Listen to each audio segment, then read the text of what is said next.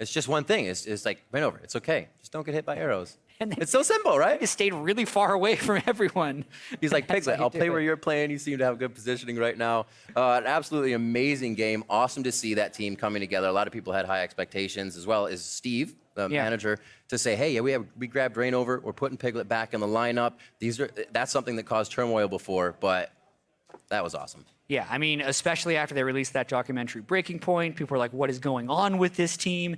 They had to come in to kind of win some of the reputation back early in the split. They made big splashes in the offseason with Reignover, and then little baby splashes being like, oh yeah, we're going to throw Goldenglue in the mid lane. It'll be fine. Yeah. But it was fine. And he played well. In this game. He played well. He had some great shockwaves. He had some not as great shotwaves, but he still played with the team, and hopefully it's a great start to the season for Team Liquid. Absolutely. Again, they said it last year. I think it was Dardock who tweeted it. No, we're doing good, I know. Temper your expectations, though. I don't know if they have to do that this time. Reignover played really well. We kind of had the answers, a few answers of would it be LOURLO, would it be the bottom lane? And there was a little love for LOURLO. We're going to have an interview with TL in just a few minutes. And then a lot of love for the bot lane. And again, Piglet was a priority for them, so they went right back to it. Yeah, I mean, LOURLO didn't die in that entire game. When you consider the fact that CLG was just everywhere on the map, running back and forth, to never get picked off and die is a feat in itself. Yeah. So LOURLO, 1 death in his entire series against CLG. Great start. Piglet and Matt, I have to say, like, you're thinking about the bot lanes that they're going to be playing against, and I know you're not supposed to overreact, but STIXXAY and APHROMOO are the best, and they beat them. Yeah, no, absolutely. So that's really, really promising for Piglet and Matt. We'll see how it goes. They have chances to redeem themselves. As we always say, it is a long split. So for more on that win, let's hand it to Zyrene, who is side stage with Liquid's top laner. Thank you very much, Rivington. Great cast on the day as well. I'm here with Liquid top laner, tank extraordinaire, Samson LOURLO Jackson.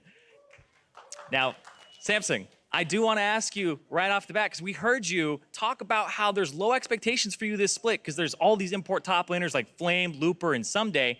But what is your impression of the NALCS top lane as a whole right now?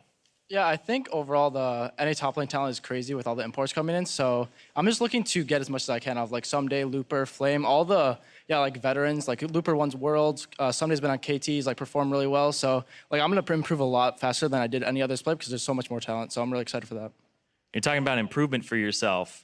Like last year, you came in as a rookie. You just finished your first year in the NALCS, but there's marked improvement. You kicked butt at IEM Gyeonggi. You were solo killing people in the top lane nonstop. Now we're seeing you destroy on tanks.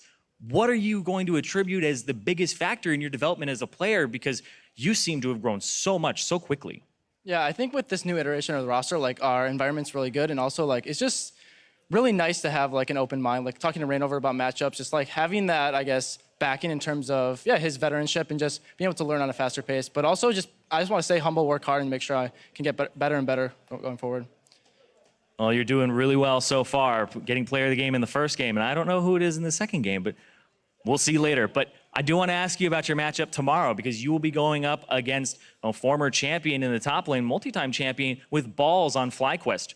What is your impression of Balls now that he's returned to the NALCS, and what are your thoughts on that matchup you're going to be have against him tomorrow?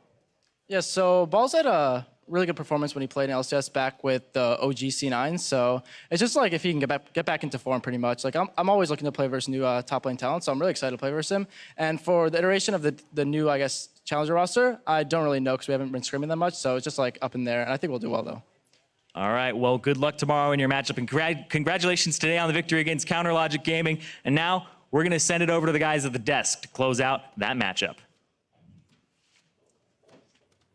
Thank you very much, Zyrene. That was a very impressive scoreline for a tank player in the top lane. 10, 1, and 18 over the 2 games. Too many kills. Taking too many kills from him. Exactly, yeah. Piglet's going to have some words for that at the end of the series. But, no, I mean, a fantastic way for Team Liquid to start the season. Another 2-0. We've had a lot of 2-0s so far here in the North American LCS.